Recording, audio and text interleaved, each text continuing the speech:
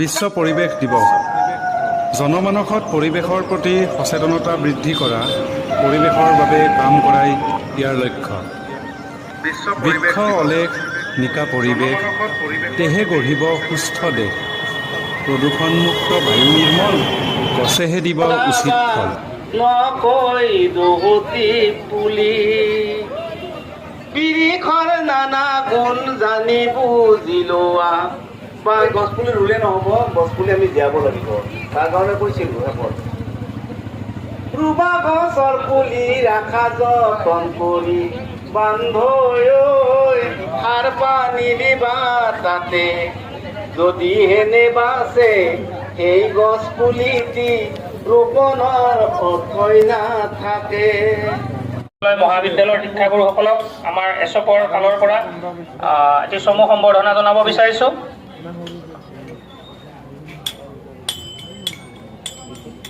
গুৰুত্ব দিয়া হৈছে এই পৰিৱেশ বিশেষ কৰি উন্নত দেশৰে বহুত বেয়া কৰি আছে। আমাৰ জনগণ দেশৰ জনগণ বিকশন কৰিবলৈ যাওঁ। লাগে যত বিষয় দিব ভুল না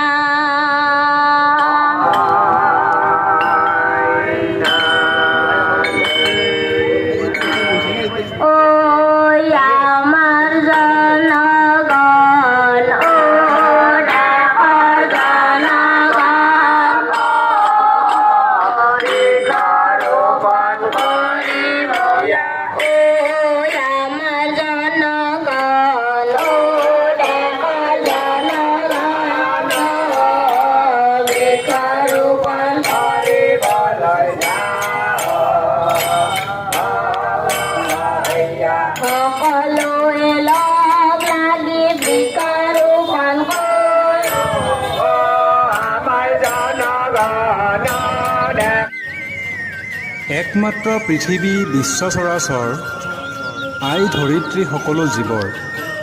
বৃক্ষৰোপণ, জনসংৰক্ষণ, বসুধাৰ বুকু নদন বদন। গছ ৰুবা, কৰিবা পালন, পৰিষ্কাৰ মন, বিশুদ্ধ বাতাৱৰণ। গৰৈ, শিঙৰা, পুঠি দৰিকণা, ইহঁতৰো জীৱন বিপন্ন জানা। বুলি এডাল গছ কাটিলে যতনাই লগাবা, নকৈ দহতি পুলি বিৰিখৰ নানা গুণ জানি বুজি লোৱা। বান্ধৈ ৰাইজক ই কথা কোৱা, গছ থাকিলে মানুহ থাকিব, জানি লৈ সাৱধান হোৱা। কিন্তু আমি সাৱধান হ'ব পৰা নাই এতিয়াও। সেয়া গছ বন কাটিলো, হাবি বন গুচালো, বান্ধৈ বতৰৰ হ'ল সলনি। দূষিত বায়ুৰে আকাশখন ভৰি গ'ল, বিষময় হ'ল ধৰণী।